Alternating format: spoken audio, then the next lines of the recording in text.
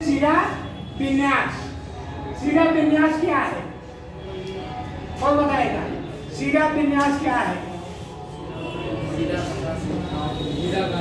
पत्तियों में पाए जाने वाले शिराओं की व्यवस्था को शिरा विन्यास कहते हैं। ये शिराएं करती क्या हैं? इनका काम है ये सीधे जड़ से तना, तना से डाली और डालियों में टहनियों से जुड़ करके जल को क्या करती हैं? ग्रहण करती हैं और उसमें वह बाद में विभाजित होकर के पूरे पत्ती के हरे भाग में फैली रहती हैं। और जो पतला पतला भाग दिखाई देता है, जो पतला पतला भाग दिखाई देता है, देख रहे हैं पीछे जैसे जाल लगा हुआ है, देख रहे हैं सब बची हुई हैं। यही है शिरा विन्यास। और प्रत्येक में पानी होता है। क्या होता है बेटा? पानी होता है। अगर इनमें पानी की कमी होगी पत्तियां मुरझा के गिर जाती है। क्या हो गया? अब आता है, हमने दुनिया में असंख्य पेड़ों को देखा होगा और पढ़ रहे हम सभी लोग किसी न किसी पेड़ से आमना सामना हमारा आपका होता है। आमना सामना होने पर यह चीज दिखाई देती है, इस पेड़ की पत्ती बहुत बढ़िया है, किस मॉडल की है, किस आकृति की है, सब कुछ देखते हैं। लेकिन बायोलॉजी के माध्यम से हम लोग कभी उसका अध्ययन नहीं करते हैं कि इन पत्तियों में शिराओं की व्यवस्था क्या है। इन पत्तियों में शिराओं की व्यवस्था क्या है? वैज्ञानिकों ने इसका बहुत समय तक अध्ययन किया और उस आधार पर उन्होंने देखा पत्तियों में जो पत्तियों का शिरा विन्यास होता है उसकी व्यवस्था को हम शिरा विन्यास। बाद में उन्होंने असंख्य पत्तियों का अध्ययन करने के बाद दो प्रकार का शिरा विन्यास पाया है जालिकावत शिरा विन्यास, दूसरा है समानांतर शिरा विन्यास। इसको देखिए, जालिकावत का क्या होता है? इसमें एक जो शिराएं होती हैं आपस में इतना जाल बना लेती हैं और उन पत्तियों को देखकर हम कभी भी फाड़ेंगे। जैसे एक जालिकावत शिरा विन्यास का उदाहरण है, एक पत्ता देख रहे हैं। अब इसमें यह एक मध्य शिरा है। क्या है? मध्य शिरा है। ये हो गया। अब इसमें मध्य शिरा से अल्टरनेट देख रहे हैं सब निकली हुई है। उसमें से प्राथमिक, द्वितीयक, तृतीयक, चतुर्थक ये सब निकल करके एक जाल बन गया है। इसे क्या कहते हैं बेटा? जालिकावत। अब जालिकावत शिरा विन्यास में दो प्रकार का होता है, पक्षवत, पाणिवत। पक्षवत, पाणिवत। अब इसमें देखिए एक सीढ़ी है, ध्यान दीजिएगा, एक सीढ़ी। इसमें मध्य शिरा कितनी है? एक। यहाँ देखिए मैं जहाँ पकड़ा हूँ पाणाधार है। क्या है? पाणाधार है। ये क्या है? पर्णवृत्त है। ऊपर वाला पर्णफलक। क्लियर हो गया? अब इसमें यहाँ तक तो पर्णवृत्त है, ध्यान दीजिएगा। अब यहाँ दूसरा नाम रखेंगे हम, जहाँ से पर्णवृत्त से जहाँ फलक बाहर निकलता है, यहाँ से लेकर के यहाँ तक के भाग को हम मध्य शिरा अथवा राइकिस कहते हैं। क्या कहते हैं? इसमें पूरा निकल करके फैला हुआ है, यानी एक ही शिरा है। कितनी है? एक ही शिरा है। क्लियर हो गया? पक्षवत, पश्चिमी पंखा।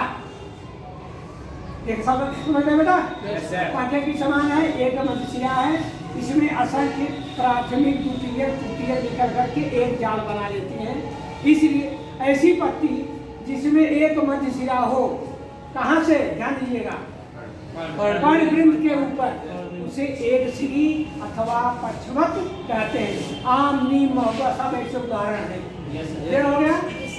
अब दूसरा है पाणिवत या बहुश्री।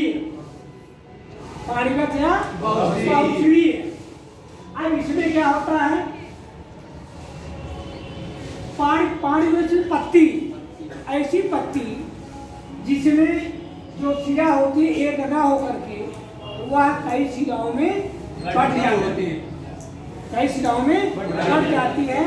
तो एक पर्णवृत्त से जब अनेक सिराएं निकलती हों उनकी व्यवस्था भी अलग अलग होती है, उनकी व्यवस्था भी अलग अलग होती है। वह भी दो प्रकार की, अभिसारी,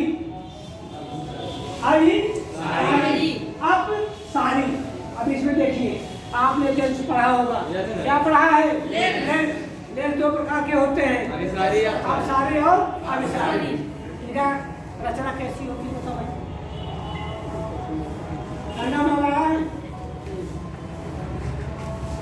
अभिसारी का मतलब ऊपर पतला रहेगा, बीच में मोटा रहता है।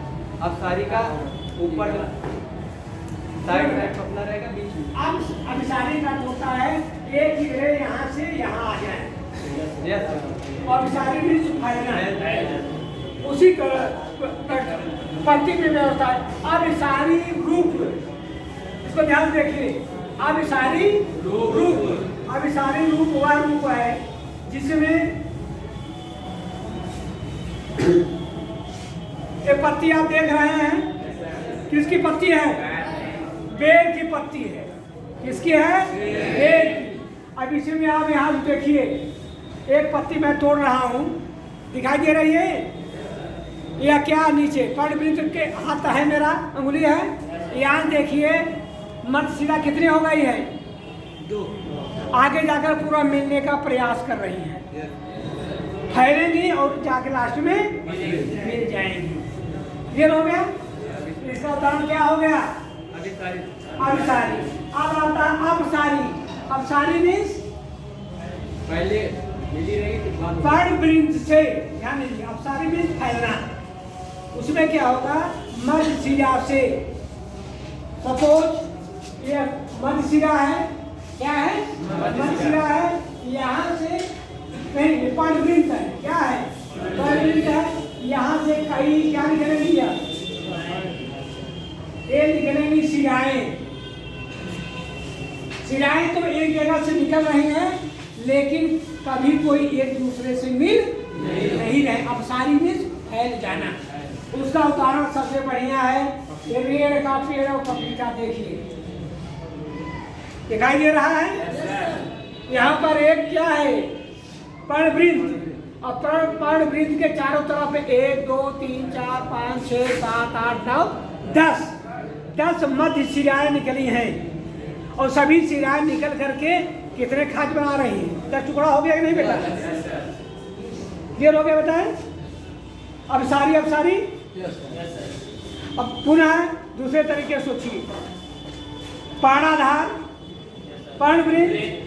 पर्णवृत्त जहाँ पर्णफलक में प्रवेश कर रहा है वह पर्णवृत्त 10 भागों में बट रहा है, और उस 10 भाग को हम मध्य शिरा कहते हैं। मध्य शिरा एक तरफ देखिए वही दिखाई दे रहा है। मध्य शिरा एक तरफ से निकली हुई है, और सभी कभी एक दूसरे से मिलेगी नहीं, कभी नहीं मिल सकती है, लेकिन बेर में आपस में आके मिल जाती है। चित्र के माध्यम देखिए, यहाँ पर क्या है? ये पत्ती है, यहाँ से निकली शिरा है, यहाँ से निकली बटी हुई है। आ रहा है समझ बेटा? यहाँ से निकली और पुनः यहाँ जाकर के मिल गई। आ रहा बेटा समझ में इस चीज को? अपसारी अपसारी यही व्यवस्था सब। देखिए यह व्यवस्था द्विबीजपत्री पौधों में ही पाई जाती है। अगर किसी पौधे की पत्ती आपके हाथ में आ जाए और कोई पूछे कि यह पौधा एक बीजपत्री है कि द्विबीजपत्री, तब आप लोगों को यह समझ में आ गया होगा कि इसका शिरा विन्यास कैसा है। अगर जालिकावत शिरा विन्यास है तो तुरंत कहिए यह पौधा द्विबीजपत्री है। एक खासियत और है, अगर कोई जालिकावत शिरा विन्यास का पौधा है और उसकी पत्ती को हम देखकर बताएं, उस पत्ती को आप जब कभी फाड़ेंगे वो कभी सीधे फट नहीं सकती। कोई कहीं से उसको फाड़ेंगे तो सीधे फट ही नहीं सकती। अब जानते हो क्यों? क्योंकि इसकी जो सिराएं हैं जहां पर कमजोर होगी वो पत्ती टेढ़ी मेढ़ी फटती चली जाएगी। क्लियर हो गया? तो ये भी पहचान है।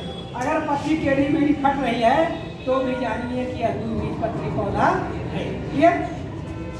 अब आइए दूसरा, समानांतर